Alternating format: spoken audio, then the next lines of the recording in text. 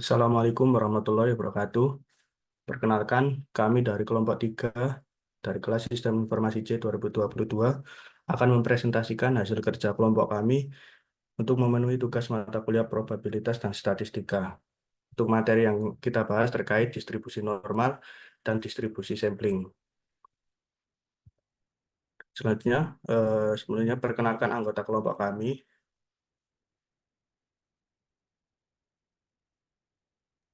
Nama saya Angela Rika Siselia, NIM akhir 091. Nama saya Andini Pramesti dengan NIM terakhir 092. Nama saya Tavin Putra dengan NIM terakhir 17. Saya Viaktona Putra dengan NIM 110. Saya Muhammad Ferdiansyah dengan tiga digit NIM terakhir 111. Selanjutnya, distribusi normal. Pengertian distribusi normal. Distribusi normal adalah distribusi probabilitas kontinu yang paling penting dalam statistika dan memiliki bentuk lonceng simetris. Distribusi normal sering disebut sebagai distribusi Gauss sesuai dengan nama pengembangnya, yaitu Karl Gauss. Distribusi normal juga digunakan untuk menggambarkan variasi data dalam populasi.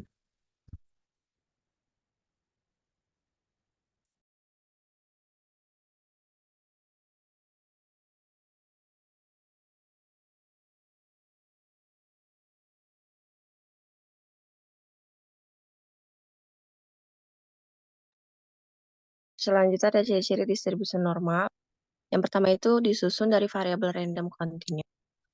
Kedua, bentuk kurva simetris dan menyerupai lonceng. Ketiga, modus, median, dan mean memiliki nilai yang sama.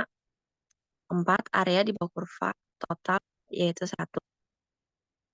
Kelima, distribusi normal standar memiliki mean 0 dan standar deviasi 1. Dan terakhir, sebagian besar data, sekitar 68% berada dalam satu standar deviasi.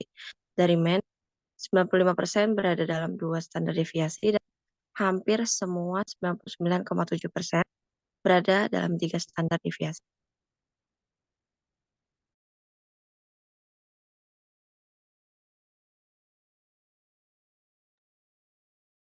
Selanjutnya, untuk menentukan distribusi normal terdapat dua cara, yaitu yang pertama yaitu cara ordinat. Untuk menentukan distribusi normal dengan cara ordinat digunakan rumus distribusi normal sebagai berikut. Dengan N, X, Pi, Mu, Sigma sama dengan 1 per Sigma akar 2Pi, eksponen dari min setengah X min Mu kuadrat bagi Sigma, di mana Pi yaitu 3,1416 bilangan konstan, eksponen sama dengan 2,7183, Mu sama dengan rata-rata, Sigma simpangan baku, dan X adalah absis dengan batas X lebih dari min tak hingga kurang dari Pi. Next.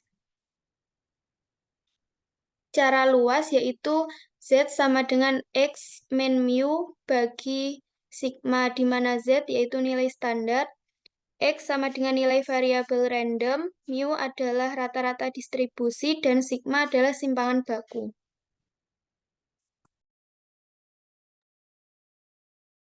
Contoh soal. Suatu evaluasi dilakukan hasil pengobatan TB menggunakan rifampicin dengan rata-rata kesimpulan 200 hari dan standar deviasinya sebesar 9. Berapakah probabilitas kesembuhan antara 175 dan 218? Jawabannya, hitung Z sama dengan 218. Z sama dengan 218 dikurang 200 dibagi 9 sama dengan 2. Hasilnya 0,4772. Dan Z, hitung Z sama dengan 175. Z sama dengan 175 dikurangi 200 bagi 9 sama dengan 0,4972. Jadi probabilitas kesembuhan 175 dikurang 218 sama dengan 0,4772 dikurangi 0,4972 sama dengan 0,9744 sama dengan 97,44%. Selanjutnya, distribusi sampling.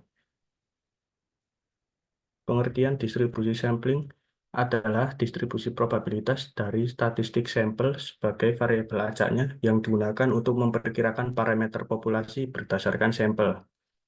Populasi adalah totalitas dari semua objek atau individu yang memiliki karakteristik tertentu, jelas, dan lengkap. Untuk sampel, bagian dari populasi yang diambil melalui cara tertentu yang juga memiliki karakteristik tertentu, jelas, dan lengkap yang dianggap bisa mewakili populasi.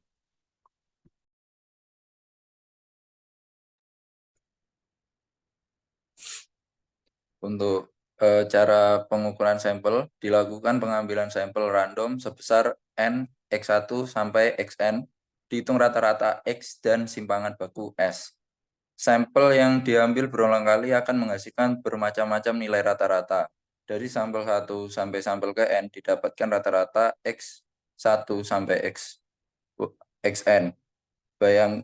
Nilai karakteristik min, mean, standar deviasi jumlah unit, lambangnya XS, N, lambang parameternya mu, sigma, N. Misalnya kita punya suatu populasi yang mempunyai mean dengan N elemen dan standar deviasi yaitu sigma.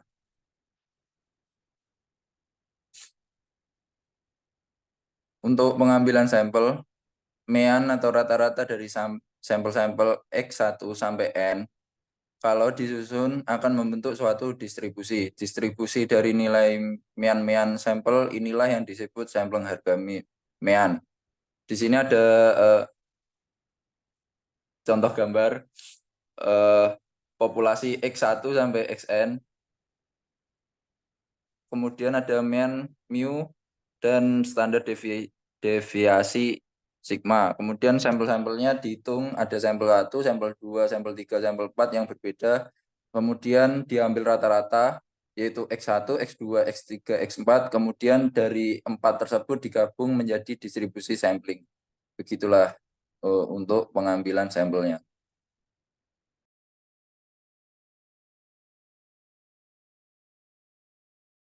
Sifat distribusi sampling. Pertama, jika populasi berdistribusi normal, maka distribusi sampling dari rata-rata sampel juga akan berdistribusi normal untuk ukuran sampel berapapun. Kedua, jika populasi tidak berdistribusi normal, distribusi sampling dari rata-rata sampel akan mendekati distribusi normal jika ukuran sampel cukup besar atau teorema limit tengah. Ketiga, rata-rata distribusi sampling dan rata-rata sampel adalah sama dengan rata-rata populasi. Keempat, variasi dari distribusi sampling rata-rata sampel adalah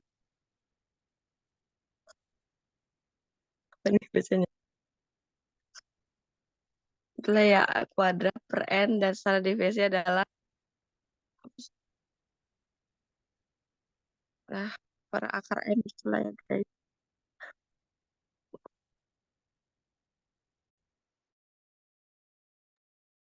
Selanjutnya, rumus distribusi sampling rata-rata. Terdapat dua cara, yaitu populasi tidak terbatas dan terbatas. Populasi tidak terbatas jika N kecil, yaitu sampel, per N besar, yaitu populasi, hasilnya kurang dari sama dengan 5%. Jika kurang dari 5%, itu rata-ratanya dihitung mu X bar sama dengan mu. Mu itu rata-rata populasi. Selanjutnya, standar deviasi X bar sama dengan standar deviasi akar N kecil. Selanjutnya, nilai baku disimbolkan dengan Z sama dengan X bar kurangi mu X bar dibagi sigma X bar. Nilai baku dicari setelah mencari rata-rata dan standar deviasi. Selanjutnya, populasi terbatas dihitung jika N kecil atau sampel dibagi dengan N besar. Jika hasilnya lebih besar dari 5%, itu rata-ratanya dihitung mu X bar sama dengan mu. Standar deviasi X bar sama dengan standar deviasi dibagi akar N kecil dikali akar N besar kurangi N kecil dibagi N besar kurangi 1, yaitu faktor koreksi.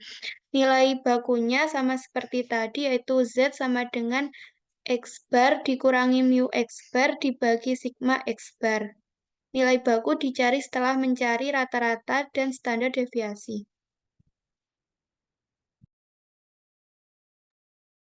Contoh soal, sebuah perusahaan memiliki 200 karyawan dan ingin memperkirakan rata-rata jam kerja mingguan karyawan tersebut. Jam kerja tersebut berdistribusi normal dengan rata-rata 40 jam dan standar deviasi 5 jam. Jika sebuah sampel acak berukuran 50 diambil, tentukan interval kepercayaan 95% untuk rata-rata jam kerja mingguan karyawan. Jawaban, untuk menentukan interval kepercayaan 95% mingguan karyawan, kita menggunakan rumus interval kepercayaan untuk rata-rata populasi dengan penyesuaian faktor koreksi untuk populasi terbatas. Dengan X bar tambah Z sigma bagi 2 dan sigma per N dikali akar N min N N min 1, di mana X bar rata-rata sama X bar X rata-rata sampel. Dalam hal ini kita menggunakan rata-rata populasi karena tidak ada rata-rata sampel yang diberikan, namun perhitungan tetap dilakukan berdasarkan standar deviasi dan ukuran sampel. Dan Z sigma Z nilai Z apa? Nilai Z untuk tingkat kepercayaan untuk 95%, yaitu, dan sigma sama dengan standar deviasi populasi, N ukuran sampel, dan N besar ukuran populasi. Next.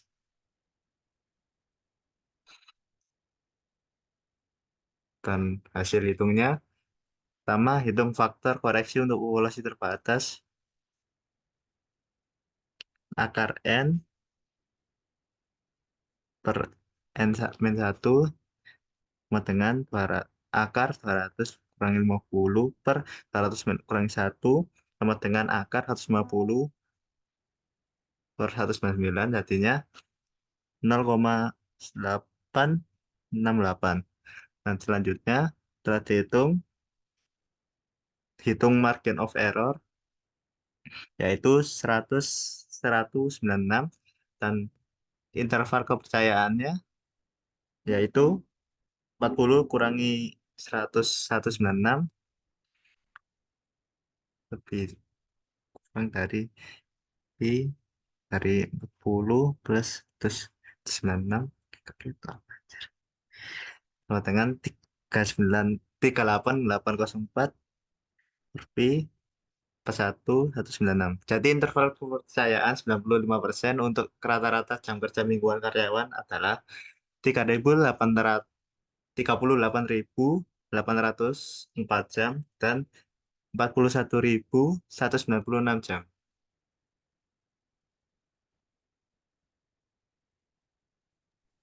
Sekian presentasi dari kelompok kami.